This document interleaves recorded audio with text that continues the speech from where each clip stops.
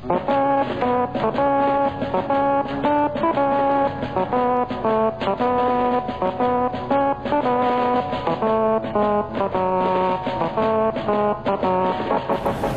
باللہ من الشیطان اللعین الرجیم بسم اللہ الرحمن الرحیم الحمد للہ رب العالمین الصلاة والسلام علی سید الانبیاء والمرسلین خاتم النبیین وبالقاسم محمد اللہم صلی علی محمد ثم الصلاة والسلام على أهل بيته الأطيبين الأطهرين المعصومين ولعنة الله على أعدائهم أجمعين أما بعد فقد قال الله تبارك وتعالى في كتابه الكريم بسم الله الرحمن الرحيم ألم تر كيف ضرب الله مثلا كلمة طيبة كشجرة طيبة أصلها ثابت وفرعها في السماء تؤتي أكلها كل حين بإذن ربها ويضرب الله الأمثال للناس لعلهم يتذكرون۔ سب سے پہلے اس سے قبل بھی جو پروگرام ہوا تھا اور آج بھی آپ تمام حضرات کی خدمت میں ان ایام کی دہ مبارک فجر کے نام سے جو جانا جاتا ہے، انقلاب کے مبارک 10 دن اس کی تہنیت اور مبارکباد پیش کرتے ہیں، اور اسی کے ساتھ ساتھ لازم جانتے ہیں کہ پاکستان میں جو بلاسٹ ہوا اور جس بلاسٹ کے نتیجے میں مسجد میں مومنین کی ایک بڑی تعداد شہادت کی منزل پر فائز ہوئے، ان کے گھر والوں کو اور مومنین پاکستان کو تسلیت اور شہیدوں کو مبارکباد پیش کرتے ہوئے اپنے اس پروگرام کو اپنے جو وقت ہمارے سامنے ہے اس میں، اور انشاءاللہ جیسا کہ اعلان کیا گیا کہ بعد میں بھی یہاں کوئی پروگرام ہے اور غالباً انہی شہداء کے سلسلے میں پروگرام ہے، تو اس لیے انشاءاللہ وقت میں پروگرام یہ تمام ہو جائے۔ آپ کے سامنے سورہ ابراہیم کی یہ آیہ کریمہ 24 اور 25 نمبر کی آیہ کریمہ ہے، جس میں قرآن نے کلمہ طیبہ اور شجرہ طیبہ یہ کلمات آپ نے ان دنوں میں بار بار سنے ہوں گے، اور اس آیت میں ہمیں زیادہ داخل ہونے کی فرصت نہیں ہوگی، اور بہرحال آپ کی نگاہوں کے سامنے ہے۔ یہ صرف تبرک کے طور پر یہ آیت پڑھی ہے کہ جہاں پر اللہ نے مثال دی ہے کلمہ طیبہ کی ایک ایسے شجرہ طیبہ سے، ایک ایسے پاکیزہ درخت سے کہ جس کے قرآن خود ہی کہتا ہے کہ تؤتی اکلہا کل حین، کہ جس کا پھل، ایک ایسا درخت کہ جس کا پھل سے ہر وقت استفادہ کیا جا سکتا ہے، اس کے لیے کوئی موسم معین نہیں ہے، کوئی خاص وقت معین نہیں ہے۔ یہ قرآن کی آسان مثالیں ہیں جس کے ذریعے سے انسان کسی مطلب کو بہت ہی آسانی سے سمجھ لے، اور قرآن کے معجزہ ہونے میں یہ ساری آیتیں کردار ادا کرتی ہیں کہ واقعاً قرآن کس طرح معجزہ ہوتا ہے۔ اتفاق سے ہم دیکھ رہے تھے انجیل میں بھی اسی سے، یعنی انجیل جو موجودہ ہے ہمارے درمیان میں، اسی سے بالکل ملتی جلتی آیت موجود ہے، کئی آیتوں سے مل کر، لیکن وہ حسن اور وہ ہنر اور وہ خوبیاں ان آیتوں میں نہیں پائی جاتی، کہ البتہ انجیل کی آیتوں کو پڑھ کر یہ احساس ہوتا ہے کہ شاید یہ انہی آیتوں کا حصہ ہے کہ جو کچھ باقی رہ گیا ہے، یعنی جناب عیسیٰ سلام اللہ علیہ، لیکن شاید اس زمانے میں لوگوں میں اتنی توانائی نہیں تھی کہ اتنا حسین اور اتنا عظیم کلام پیش کیا جائے جو قرآن میں پیش کیا گیا۔ یہاں پہ قرآن میں ایک دو آیتوں کے ذریعے سے بہت ساری حقیقتیں واضح کر دی ہیں قیامت تک کے لیے اور سمجھنے کے لیے انسان کے لیے،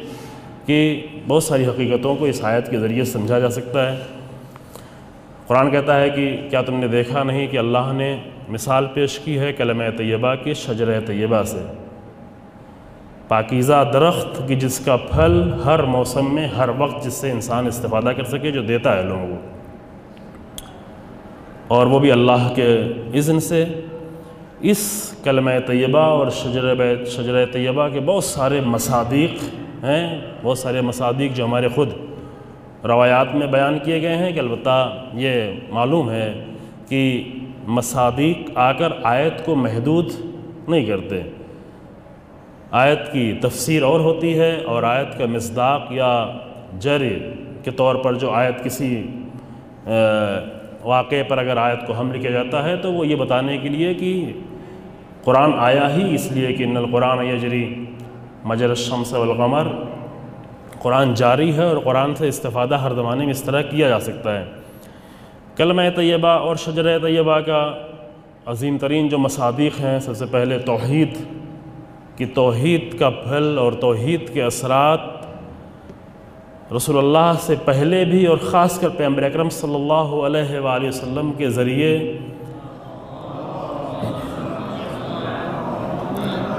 جو یہ شجر کلمہ طیبہ قائم ہوا، جس کے اثرات آج پوری دنیا میں، جس کا پوری تاریخ میں انسان دیکھتا رہا ہے،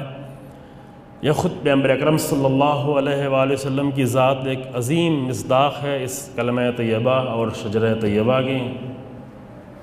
قرآن کلمہ طیبہ اور شجرہ طیبہ کا مصداق ہے، کہ اتفاق سے روایتیں بھی اس سلسلے میں موجود ہیں، مصادیق جو بیان کیے جا رہے ہیں۔ اہل بیت علیہ السلام کی ذات کلمہ طیبہ کا ایک عظیم مصداق ہے، کیونکہ ایسی ذات کی جس سے انسان ہر دور میں، ہر زمانے میں، ہر وقت استفادہ کیا جا سکتا ہے۔ قرآن نے ایک ایسی مثال پیش کی جس کے پھل سے انسان ہر وقت استفادہ کر سکے۔ مثلا کربلا کا واقعہ خود ایک عظیم شجرہ طیبہ ہے، کہ اس شجرہ طیبہ کا پھل پوری بشریت کو آج تک مل رہا ہے، اور یہ اور مزید ملتا جائے گا۔ اسی طرح تاریخ میں کلمہ طیبہ کے اور بھی بہت سارے مصادیق ہیں، لیکن ایک بڑا مصداق جو خود ہمارے زمانے میں پیش آیا وہ یہ انقلاب تھا، یعنی جس میں وہ تمام چیزیں، انہی تمام بنیادوں پر یہ انقلاب آیا، یعنی توحید کی بنیاد پر، پیغمبر اکرم صلی اللہ علیہ وآلہ وسلم کی تعلیمات کی بنیاد پر، قرآن کی تعلیمات کی بنیاد پر، اہل بیت علیہ السلام کی تعلیمات کی بنیاد پر، کربلا کے اصولوں کی بنیاد پر، انبیاء کے اصولوں کی بنیاد پر۔ ان تمام اصولوں کی بنیاد پر جو انقلاب ہمارے زمانے میں آیا وہ ہے ایک آج کے دور کا کلمہ طیبہ اور شجرہ طیبہ، کہ جس سے اگرچہ اس قدر استفادہ ابھی تک نہیں کیا جا سکا کیونکہ لوگوں میں توانائی نہیں تھی۔ کبھی کبھی ایسا ہوتا ہے کہ پھل موجود ہو لیکن لوگ اس کی قدر نہ جانتے ہوں، لوگ اس کی اہمیت کو نہ جانتے اور استفادہ نہ کرتے ہوں۔ جیسے ہے بعض پھلوں کی، بعض اس کی تاریخ اگر اٹھا کر دیکھیں، ایک چیز جو ابھی بہت زیادہ ہم کھانے میں استعمال کرتے ہیں،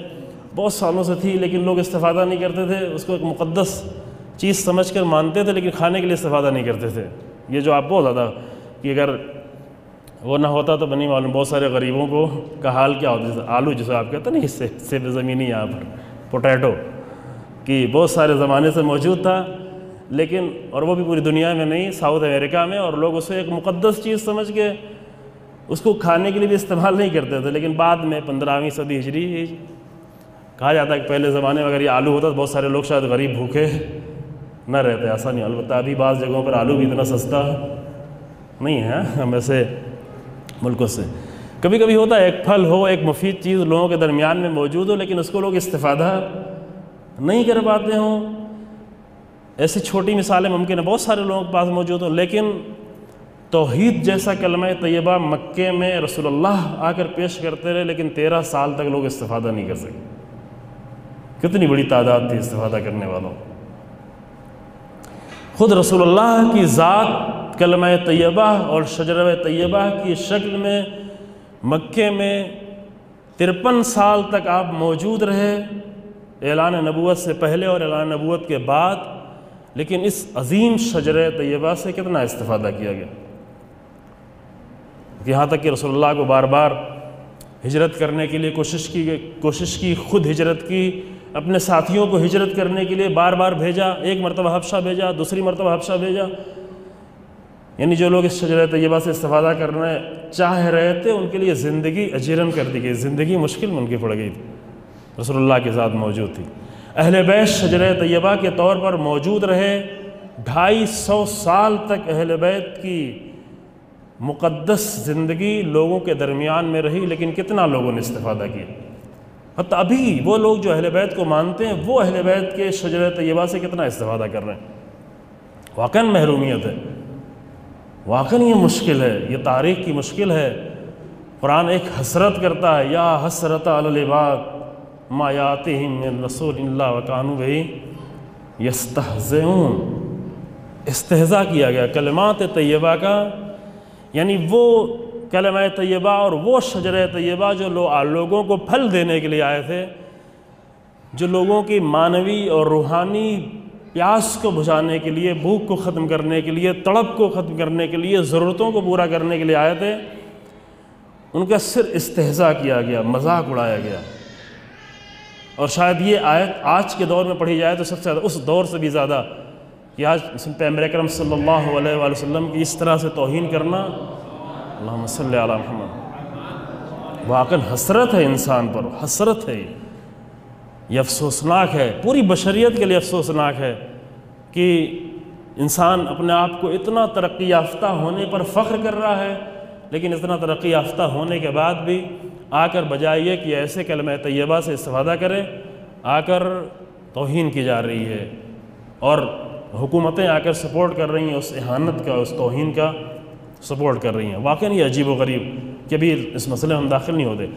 عرض کرنے کا مقصد یہ تھا کہ واقعاً ایک شجرہ طیبہ کی جس سے آ کر پھر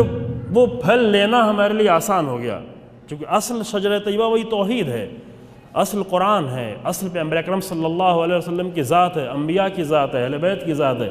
لیکن انقلاب اسلامی ایک شجرہ طیبہ کے طور پر ایک ایسا انقلاب آیا جس نے آ کر ایک ایسا میدان فراہم کر دیا کہ ہم آ کر ان تمام شجرہ طیبہ سے استفادہ کر سکیں۔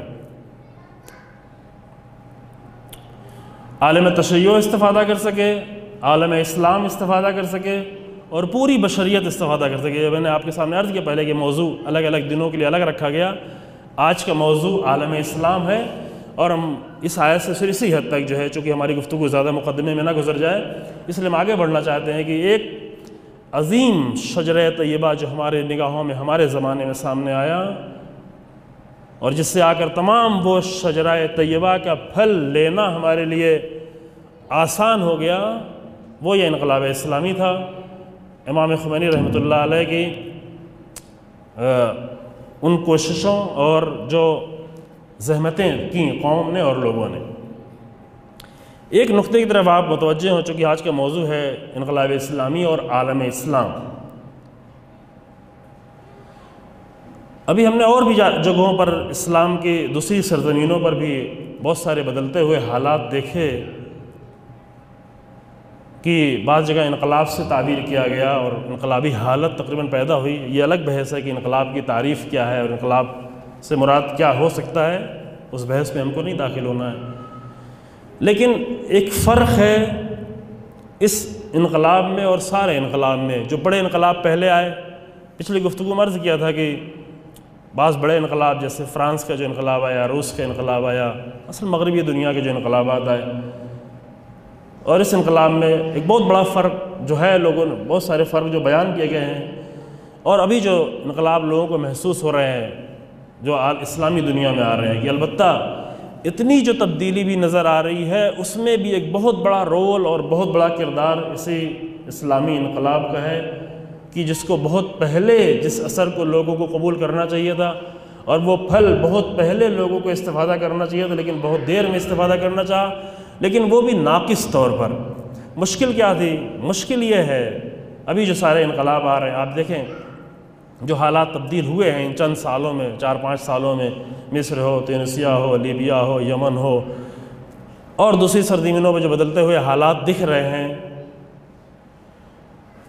فرق کیا رہا ہے؟ انقلاب اسلامی کیوں اتنا عظیم اثرات؟ چونکہ پہلے عرض کیا گیا کہ انقلاب اسلامی کی عظمت کو سمجھنے کے ایک آسان، بہت ہی آسان طریقہ وہ ہے اس کے اثرات کو دیکھنا، اس کی برکتوں کو دیکھنا، اس کے پھلوں کو دیکھنا، قرآنی آیت کے مصداق کے مطابق اس کے پھل کو دیکھنا،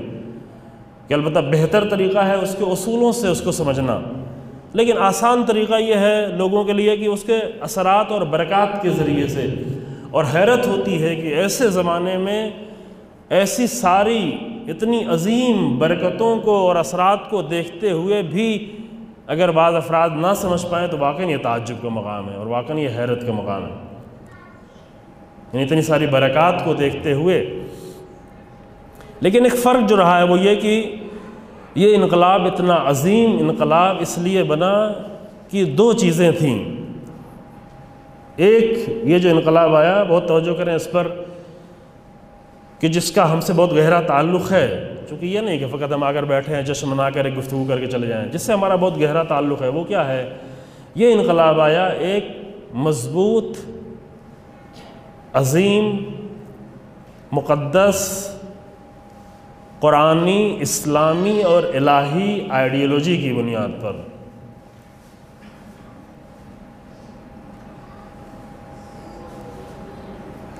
یعنی ایسے نہیں کہ لوگ بھوکے تھے، لوگ پیاسے تھے، لوگ ذلیل ہو رہے تھے، لوگ رسوا ہو رہے تھے اور تھک گئے تھے، اور شاہی حکومت سے تھک گئے تھے، شاہ کے مظالم سے تھک گئے تھے، اس لیے آ کر انہوں نے ایک ہنگامہ کیا اور اس ہنگامے کے نتیجے میں انقلاب آ گیا۔ ایسا کچھ نہیں ہوا، نہیں، بلکہ ایک مضبوط آئیڈیالوجی، وہ آئیڈیالوجی کی جو کسی انسان کی بنائی ہوئی آئیڈیالوجی نہیں تھی، کسی گروہ کی بنائی ہوئی آئیڈیالوجی نہیں تھی، کچھ لوگوں کے مل کر بیٹھ کے بنائی ہوئی آئیڈیالوجی نہیں، بلکہ کاملاً قرآنی، اسلامی، الہی، انبیاء کی آئیڈیالوجی، رسول اللہ کی آئیڈیالوجی، دینی آئیڈیالوجی، اہل بیت علیہ السلام کی آئیڈیالوجی کی بنیاد پر۔ یہ بہت ہی اہم نقطہ ہے، چونکہ اگر کوئی انسان چاہتا ہے کسی بھی حد تک تبدیلی، گاؤں تک، محلے تک، پہلے خود اپنی ذات کے اندر کوئی تبدیلی اگر انسان چاہتا ہے، وہ تبدیلی جو صرف کچھ جذبات کی بنیاد پر، کچھ حالات کی تبدیلی ہونے کی بنیاد پر آتی ہے، وہ تبدیلی کبھی دیر پا نہیں ہوتی، بہت جلدی ختم ہو جانے والی ہوتی۔ جیسے ہوتا ہے ماہ رمضان آیا، بہت سارے لوگ اپنے اندر تبدیلی محسوس کرتے ہیں، پھر ماہ رمضان گزر گیا، سب کچھ ختم ہو گیا۔ محرم آیا، ایک تبدیلی محسوس ہوئی، وہ گزر گیا۔ کیوں؟ اس لیے کہ کوئی مضبوط آئیڈیالوجی کی بنیاد پر وہ تبدیلی نہیں ہے، ایک ماحول اور ایک حالات اور ایک تقدس کی فضا اور چند گفتگو اور تقریروں کی بنیاد پر ایک جذباتی تبدیلی انسان میں آ گئی۔ انسان اگر اپنی ذات میں یا اپنی ذات سے آگے بڑھ کر چھوٹے سے چھوٹی فضا سے لے کر بڑی سے بڑی فضا کے درمیان میں اگر تبدیلی لانا چاہتا ہے تو وہ تبدیلی اس وقت دیر پا ہوتی ہے کہ جب وہ مضبوط آئیڈیالوجی کی بنیاد پر تبدیلی آئے۔ اور اس انقلاب کی جو بہت ہی عظیم بنیاد ہے، وہ اس انقلاب کی بنیادی عظیم آئیڈیالوجی ہے کہ جو نچوڑ ہے انبیاء کی زندگی کا، قرآن کا، اہل بیت علیہ السلام کی زندگی کا ایک نچوڑ کی شکل میں آگر سے پیش کیا گیا۔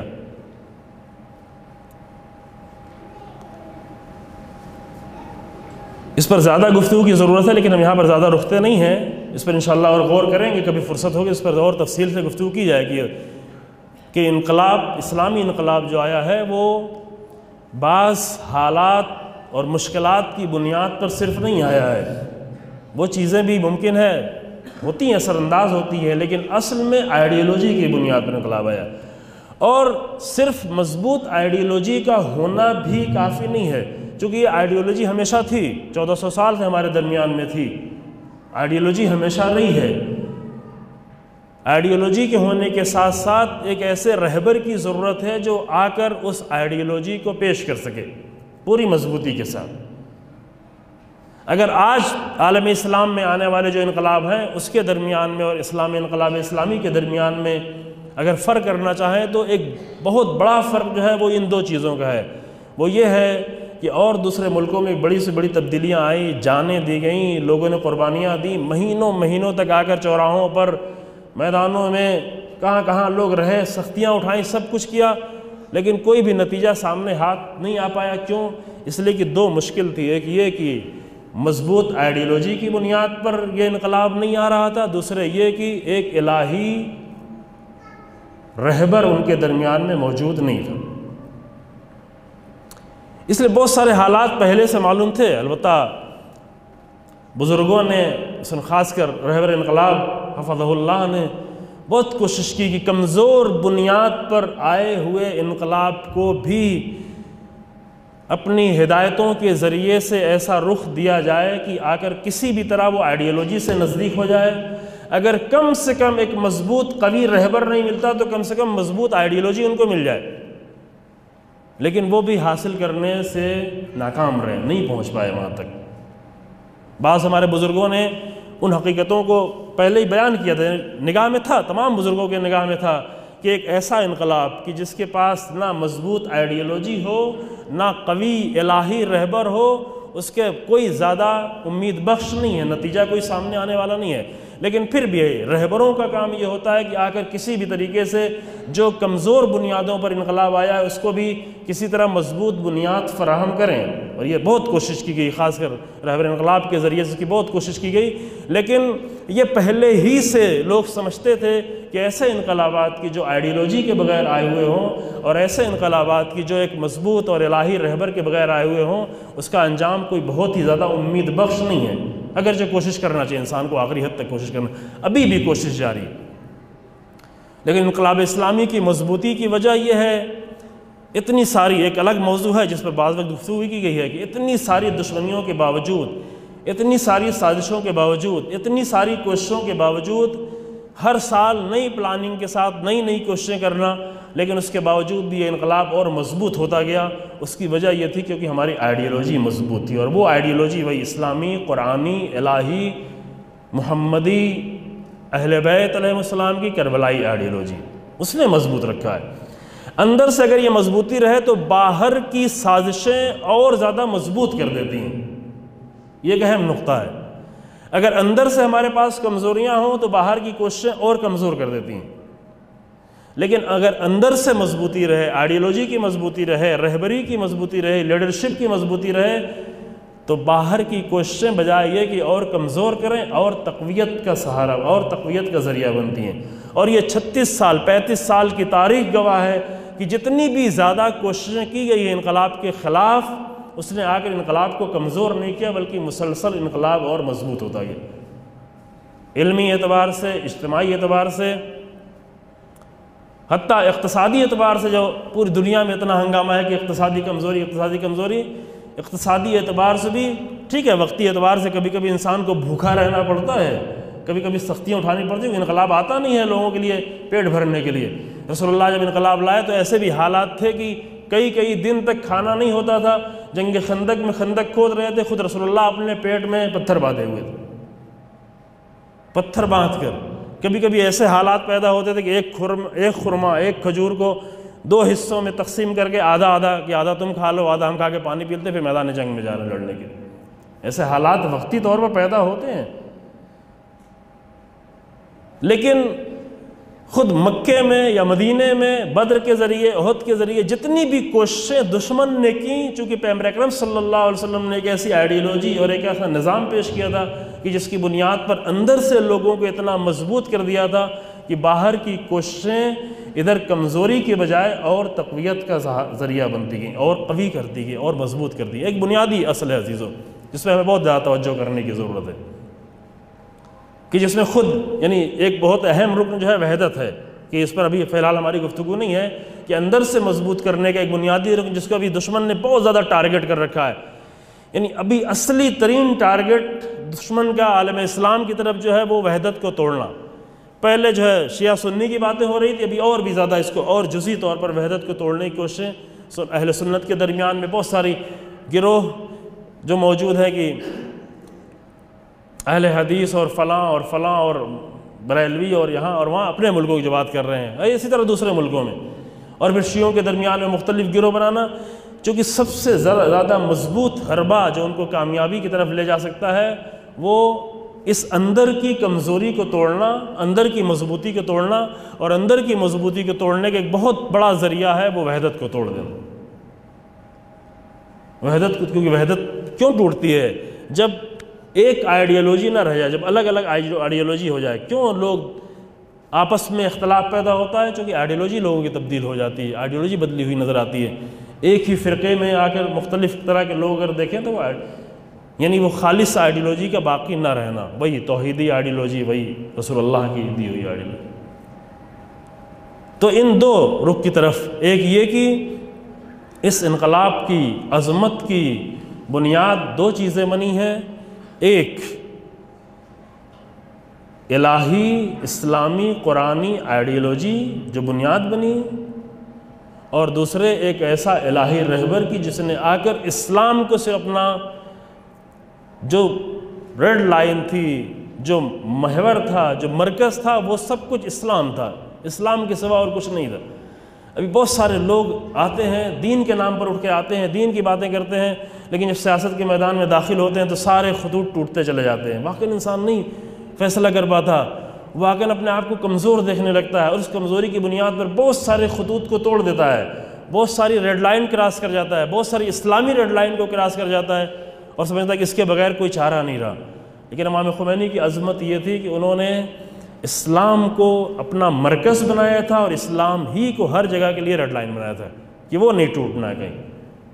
اور یہ پھر اللہ کا وعدہ ہے کہ ایسے راستے میں اگر قدم اٹھایا جائے تو اللہ خود مدد کرتا ہے، اللہ اس کا حامی ہوتا ہے۔ قرآن کی متعدد آیتیں، ایک دو آیتیں، متعدد آیتیں متعدد انداز سے، وَالَّذِينَ جَاهَدُوا فِينَا لَنَهْدِيَنَّهُمْ سُبُلَنَا إِن تَنصُرْكُمْ، تو ہم تمہاری مدد کریں گے، وَيُثَبِّتْ أَقْدَامَكُمْ، یہ ہم آئیں گے تمہاری مدد کرنے کے لیے۔ قرآن متعدد طریقے سے آ کر ينصركم اللہ يثبت اقدامكم، اللہ تمہاری مدد کرے گا اور اللہ تمہارے قدموں میں ثبات پیدا کرے گا۔ یہ ایک بنیادی چیز تھی جو ہمیشہ لازمی، جب بھی اس طرح کا قدم اٹھایا جائے تو یہ دو چیزیں ہیں اپنی جگہ پر ہمیشہ لازمی۔ انقلاب نے آ کر جو بڑی تبدیلیاں پیدا کی، چونکہ ہمارا موضوع آج عالم اسلام تھا، بڑی تبدیلیاں جو پیدا کی، ایک پہلی چیز یہ کہ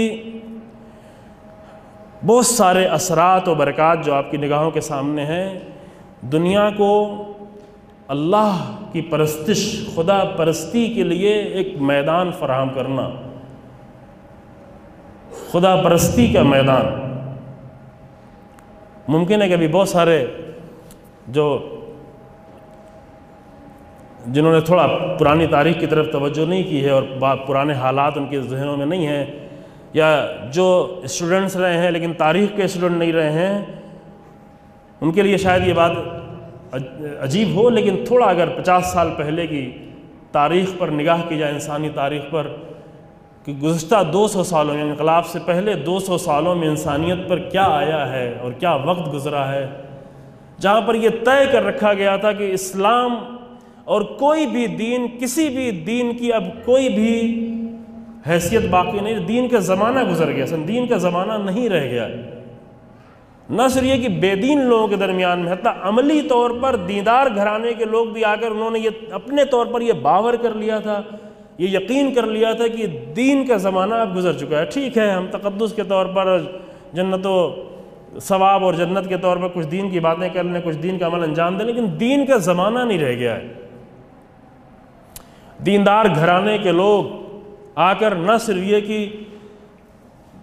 بے دین ہو گئے تھے، بلکہ بے دینی اور الحاد اور کمیونزم کے مبلغ بن کر آئے۔ یہ بات بار بار متعدد جگہ پہ عرض کی گئی ہے کہ دیندار گھرانے کے لوگ، بہت ہی زیادہ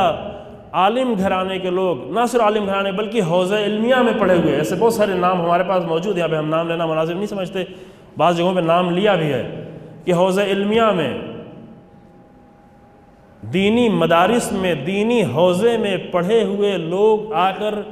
الحاد اور کمیونزم کے مبلغ بن گئے۔ کیوں؟ اس لیے کہ ایسے زمانے دھیرے دھیرے بڑھتے بڑھتے 200-300 سالوں میں ایسا آ چکا تھا کہ یہ لوگوں کو یقین ہو گیا تھا کہ دین کا زمانہ نہیں رہ گیا ہے، کہ البتہ اس کی ایک وجہ یہ تھی کہ دین ایسی شکل میں ان کے سامنے پیش کیا گیا تھا، دین کی خالص شکل لوگوں کے سامنے نہیں آئی۔ جو پچھلے گفتگو ہم نے آپ کے سامنے عرض کیا کہ ایک انقلاب کا بڑا اثر یہ ہے کہ دنیا کے سامنے دین کی خالص شکل، ایک ایسا دین کی جو آ کر انسان کی ضرورتوں کو پورا کر سکے، نہ ایسا دین کی جو آ کر انسان کو جنت دے سکے، ایک ایسا دین جو آ کر انسان کی زندگی کی تمام ضرورتوں کو پورا کر سکے، وہ دین لوگوں کے سامنے پیش نہیں کیا گیا تھا۔ لہذا لوگوں کو یقین ہو گیا تھا کہ دین کی اب مدت ختم ہو گئی، دین کا زمانہ ختم ہو گیا ہے۔ انقلاب نے آ کر سب سے عظیم جو برکت اسلام کی یہ تھی کہ اگر پورا رخ موڑ دیا گیا اور پھر دوبارہ دین کے لیے، خدا پرستی کے لیے، اللہ پرستی کے لیے ایک میدان فراہم ہوا۔ اب یہ دیکھیں اتنے سارے جوانوں میں جو رغبت ہے دین کی طرف جو آ رہے ہیں، یہ جو آپ کو دکھائی پڑ رہا ہے ہر جگہ پوری دنیا میں جو دکھائی پڑ رہا ہے، یہ سب کے سب انقلاب کی وہ برکتیں ہیں کہ جو آئیں، ورنہ اسی انقلاب کے پہلے یہ حالات تھے، ابھی 50 سال پہلے، 60 سال پہلے یہ حالات تھے کہ دیندار گھرانے کے، اچھے بھلے گھرانے کے لوگ آ کر یا تو دین سے جدا ہو گئے تھے، یا نہ صرف یہ کہ دین سے جدا بلکہ دین کے خلاف تبلیغ کر رہے ہوتے تھے۔ یہ حالت تھی۔ یہ آ کر رخ موڑا انقلاب اسلامی نے۔ یہ جو کہا جانے لگا، یقین کیا جانے لگا، یہ کہا جانے لگا کہ 21ویں صدی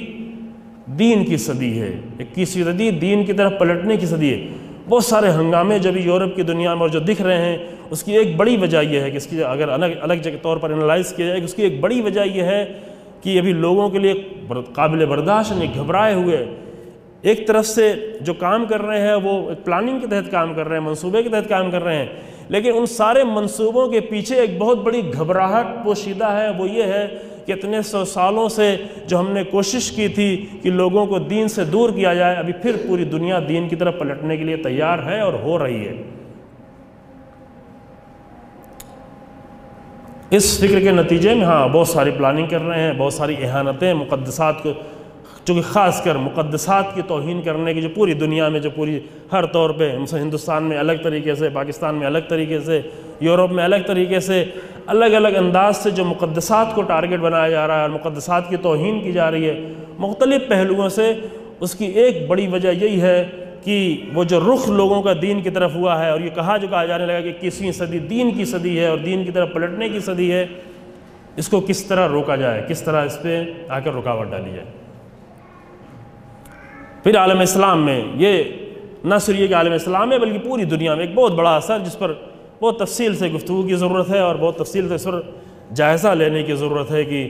انقلاب سے پہلے دنیا میں دین کی حالت کیا تھی، نہ صرف تشیع، نہ صرف شیعت، نہ صرف اسلام، بلکہ پوری دنیا میں انقلاب سے پہلے دین کی حالت کیا تھی اور انقلاب کے بعد دین کی حالت کیا ہے۔ اس پر ایک بہت ہی زیادہ تفصیلی ہوئی ہیں، تحقیقات ہوئی ہیں، اور بھی اس پہ مسلسل کام کرنے کی ضرورت ہے، مسلسل کام جاری رہے، چونکہ عرض کیا کہ ایک بہت ساری برکتیں اسی طریقے سے ظاہر ہوتی ہیں۔ عالم اسلام پہ ایک بڑا اثر، یا عالم اسلام کی جو گفتگو کر ایک بڑا اثر یہ پڑا جس پہ بہت توجہ کریں کہ انقلاب نے آ کر عالم اسلام کو تشیع کی آئیڈیالوجی سے نہ صرف یہ کہ نزدیک کیا ہے بلکہ تشیع کی بنیادی آئیڈیالوجی قبول کرنے پر مجبور کیا ہے۔ بہت توجہ کریں اس پر۔ شیعت کی آئیڈیالوجی، یہ نہیں کہ شیعہ فقہی مسائل، میں یہ نہیں کہہ رہا ہوں کہ اگر وہ شیعہ تمام فقہی مسائل انہوں نے قبول کر لیے، شیعہ کے تمام اعتقادات قبول کر لیں، نہیں، شیعہ اعتقادات نہیں قبول کیے، شیعہ فقہی مسائل نہیں وہ قبول کیے، لیکن تشیع کی وہ الہی آئیڈیالوجی کی جس کی بنیاد دین ہے، قرآن ہے، رسول اللہ کی ذات ہے، کربلا ہے جس کی آئیڈیالوجی، اس آئیڈیالوجی کو قبول کرنے کے لیے بھی پورا عالم اسلام آمادہ ہوا اور ہے اور قبول کر رہا ہے، جس کا ایک نمونہ میں مثال کے طور پر کرتا ہوں۔ چونکہ آپ یہ جانتے ہیں کہ اہل سنت کے یہاں، اہل سنت سے بہت توجہ کریں، اہل سنت کے یہاں اپنے حاکموں کے خلاف قیام کرنا، پوری تاریخ اٹھا کر دیکھ سکتے ہیں اور جو آیات ہیں اس کی تفسیر کے طور پر بھی دیکھ سکتے ہیں۔ حاکموں کے خلاف قیام کرنا، اہل سنت کا جو بھی ایک اسلامی سرزمین پر آ کر مسلمان حاکم بن گیا، بہت جلدی اس کو اولو الامر ماننے کے تیار ہو جاتے ہیں، اولو الامر ہی، اور اطاعت کرنے کو تیار ہیں۔ مروان کی اطاعت کرنے کے لیے مشکل نہیں ہوئی، یزید کی اطاعت کرنے میں مشکل نہیں ہوئی، ایک تھوڑے سے اعتراض کے باوجود آ کر وہی لوگ کی حتیٰ جو ایک زمانے میں تھوڑا بہت اعتراض کر رہے تھے، آ کر وہ بھی یزید کی بیعت کرنے کو تیار ہوئے۔ مروان اور عبد الملک ابن مروان کے حجاج ابن یوسف جیسے سفاک ظالم کے سامنے آ کر بیعت کرنے، یہ کہتے ہوئے کہ رسول اللہ کی حدیث ہے کہ من مات ولم یعرف امام زمانی مات میتۃ جاہلیہ، اپنے زمانے کے امام کی بیعت لازم ہے اور اس کو اگر نہیں پہچانا تو جہالت کی موت ہے۔ ہمارے زمانے کے امام جو ہے عبد الملک ہے، عبد الملک ابن مروان ہے، اور عبد الملک ابن مروان تک ہماری ابھی فی الحال رسائی نہیں ہے، چونکہ وہ زمین کے اعتبار سے دور ہے، لہذا اپنی سرزمین پر عبد الملک ابن مروان کا خلیفہ اور گورنر حجاج ابن یوسف،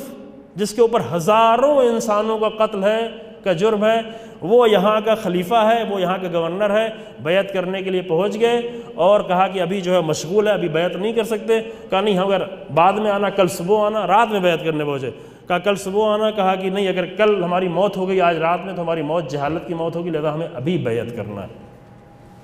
آئیڈیالوجی ہے، ایک آئیڈیالوجی۔ اب البتہ تفسیر میں یہ اس آیت کی تفسیر میں تفصیل سے بحثیں کی ہیں، الگ الگ نظریات بہت سارے آئے ہیں متعدد مفسرین کے، لیکن لے دے کر عملی طور پر جو ہمیں دیکھا، تفسیر میں ممکن ہے نظریات آئے، لیکن عملی طور پر جو دیکھا وہ یہ کہ کبھی بھی اپنے حاکموں کے خلاف، نہ بنی امیہ کے خلاف، نہ بنی عباس کے خلاف، بعد میں آنے والے زمانے کے خلاف، کبھی بھی انہوں نے اپنے حاکموں کے خلاف قیام نہیں کیا۔ لیکن ابھی آپ کو اہل سنت دنیا میں اتنے سارے اگر قیام نظر آ رہے ہیں تو کیوں نظر آ رہے ہیں؟ کبھی یہ سوال اٹھنا چاہیے ہمارے ذہنوں میں۔ جنہوں نے یزید کے خلاف قیام کرنا لازم نہیں جانا، جنہوں نے مروان اور عبد الملک ابن مروان اور ہشام نے مروان کے خلاف قیام کرنا لازم نہیں جانا، وہ آ کر کیوں اس زمانے میں اتنا قیام کر رہے ہیں؟ کیوں؟ اس لیے کہ ان کو، یعنی اہل سنت کی دنیا کو اس انقلاب نے آ کر تشیع کی اس آئیڈیالوجی سے جو اس کی بنیاد کربلا ہے، کربلا سے لی ہوئی آئیڈیالوجی سے آشنا کی، اور آشنا ہے، جوان آشنا ہے۔ بہت سارے لوگ جو رغبت ہے، نہیں معلوم، ایک جملہ آپ نے شاید سنا ہوگا جلدی، سعودی عرب کے ایک مفتی نے یہ کہا تھا کہ ایک کتاب جو لکھی گئی رسول اللہ کی زوجہ کی توہین میں، جس کے تمام ہمارے مراجع نے آ کر سختی سے اس کے خلاف فتویٰ دیا، کہ اس کتاب کے لکھنے کے بعد سعودی عرب کے مفتی نے کہا کہ اس شخص نے ہمارا کام بہت آسان کر دیا ہے، یعنی ہمارے جوان تشیع کی طرف جو تیزی سے راغب ہو رہے تھے، اس کتاب نے آ کر اسے روک دیا۔ آپ اس کی طرف متوجہ ہوں گے، یہی جو ایک نیا تشیع کا ایک نیا چہرہ پیش کیا جا رہا ہے اور نئی کوششیں کی جا رہی ہیں۔ برطانیہ، جس کا نام جو رہبر انقلاب کی زبانی لندنی تشیع، برطانوی تشیع کی شکل میں، جہاں پہ آ کر اصلی کام وحدت کو توڑنا اور توہین کرنا، مقدس ساری چیزیں جو آپ کی نظروں کے سامنے ہیں، اختلافات ایجاد کرنا، نفرتیں ایجاد کرنا، اسی بنیاد پر کتاب لکھی گئی۔ اس کتاب کو پڑھ کر ممکن ہے بعض نادان شیعہ بھی خوش ہو رہے ہیں کہ ایسا کام کیا گیا، لیکن اس پہ سب سے زیادہ خوشی کی اظہار ایک مفتی نے ظاہر کیا، کہا کہ اس کتاب کی بنیاد پر ہمارے بہت سارے جوان جو شیعت کی طرف راغب ہو رہے تھے، اس کتاب نے آ کر ان کو شیعت کی طرف راغب ہونے سے روک دیا۔ یعنی ہمیں اس پہلو کی طرف ابھی نہیں بیان کر، جو اس کے لیے الگ موضوع ہے، وحدت کا موضوع۔ ابھی ہم صرف اس پہلو کی طرف بیان کر رہے ہیں کہ وہ خود اس بات کی طرف متوجہ ہیں کہ اگر انقلاب نے ایک ایسی آئیڈیالوجی پیش کی کہ جس کی بنیاد پر ان کے بہت سارے جوانوں کا رخ شیعت کی طرف مڑا ہوا ہے، پھر اس کے سارے اثرات، چونکہ ابھی زیادہ وقت نہیں ہے کہ یہاں پر بیان کیا جائے، جو 2-4 منٹ بچا ہوا ہے اسی میں اپنی گفتگو تمام کرنا چاہتے ہیں۔ اگر اس پہ تھوڑا مطالعہ کریں، واقعاً انقلاب اسلامی سے پہلے آ کر تمام اسلامی دنیا کے حالات کو تھوڑا دیکھیں، لبنان کے حالات کیا تھے، سیریا کے حالات، مصر کے حالات، تیونسیا میں جہاں پر نام ایک لینا، مثلا ایک بزرگ تھے وہ گئے، وہ بیان کر رہے تھے کہ نام کسی نے لیا تھا، امام خمینی کا نام لیا تھا تو اس کو کتنے سالوں تک جیل میں ڈالا گیا تھا، وہ بھی کسی ایسے نہیں ہے، یعنی انقلاب کے طور پر نہیں، ایسے ہی کوئی نام آ گیا تھا۔ لیکن ابھی وہاں کے حالات، ہر جگہ کے حالات کتنے بدلے ہوئے نظر آ رہے ہیں۔ الجزائر کے حالات کہ جس پہ نائجیریا کے حالات، لبنان کے حالات، بعض حالات ہم انشاءاللہ بعد میں گفتگو کریں گے، آپ کے سامنے پیش کریں گے کہ یہ سب کچھ اتنا جو بدلے ہوئے حالات نظر آ رہے ہیں، ان سب میں انقلاب اسلامی کا کتنا رول رہا ہے۔ ضرورت نہیں ہم سب خود ہم بیان کریں، نہیں، واقعی انسان آ کر تھوڑا حالات پر توجہ کرے، تھوڑا عالم اسلام کے بدلتے ہوئے حالات پر ایک نظر ڈالے اور یہ دیکھے کہ یہ پھل جو قرآن کہتا ہے تؤتی اکلھا کل حین، ہر موسم میں اس کا پھل کہاں اور کہاں تک پہنچ رہا ہے۔ ایک زمانہ یہ تھا کہ 6 دن کے اندر تمام عالم اسلام مل کر اور چند اہم ملک جو بارڈر تھے وہ سب مل کر، پورا عرب دنیا مل کر آ کر اسرائیل سے جنگ کری، وہ اسرائیل جو بھی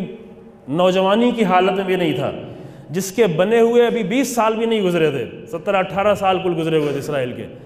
17 سال 18 سال جس اسرائیل کو بنے ہوئے گزرے تھے، 18 سال کے بعد وہ اسرائیل جو اتنی بڑی طاقت نہیں تھا، اگر 6 دنوں کے اندر تمام عرب کنٹریز کو شکست قبول کرنے پر مجبور کیا، اور مصر، سیریا، لبنان،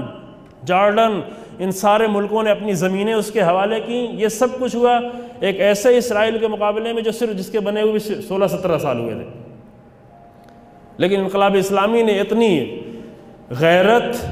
اور اتنا استقامت اور اتنی قوت پیدا کی کہ اسرائیل نے آج ہی چند دن پہلے جو واقعہ پیش آیا ہے،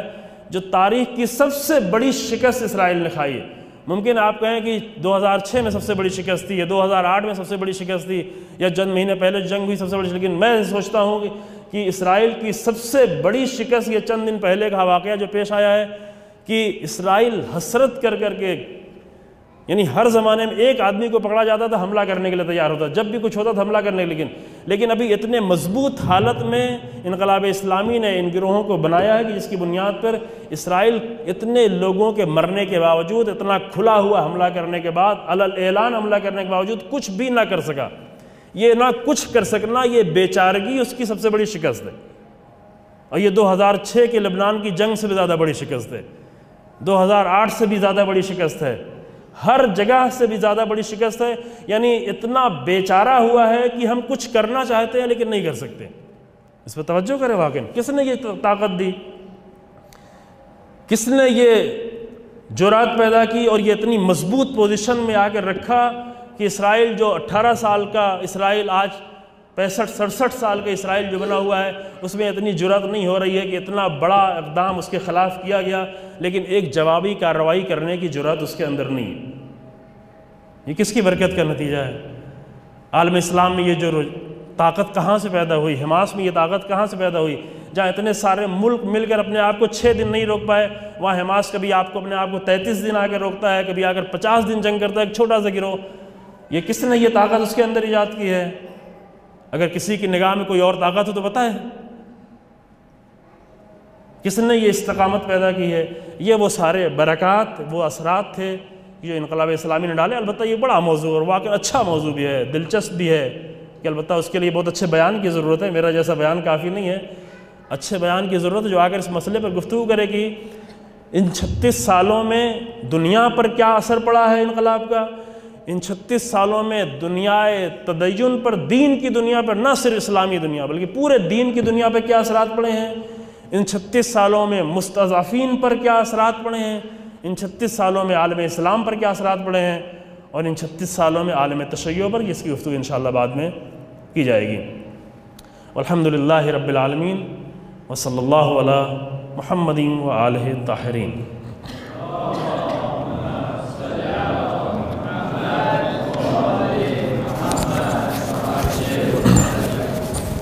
افراد سے گزارش ہے کہ ایک سورہ فاتحہ کی تلاوت فرما کر شہدائے مسجد میں جو ابھی شہید ہیں، پاکستان میں جو بلاسٹ ہوا ہے وہاں پہ جو شہید مومنین ہیں ان کی روح کو احسان کریں۔